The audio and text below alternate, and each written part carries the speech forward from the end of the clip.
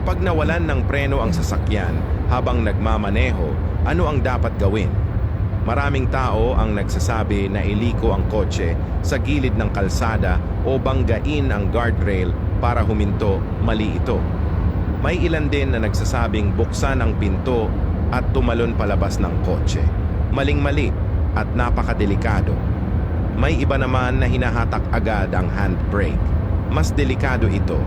Pwedeng tumaob ang sasakyan. Ngayon, ituturo ko sa inyo kung ano talaga ang tamang gawin kapag nawalan ng preno ang inyong sasakyan. Una, buksan agad ang hazard warning lights.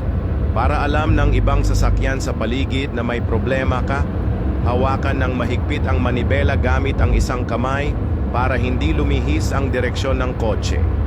Gamit ang kabilang kamay, hawakan ang mechanical handbrake.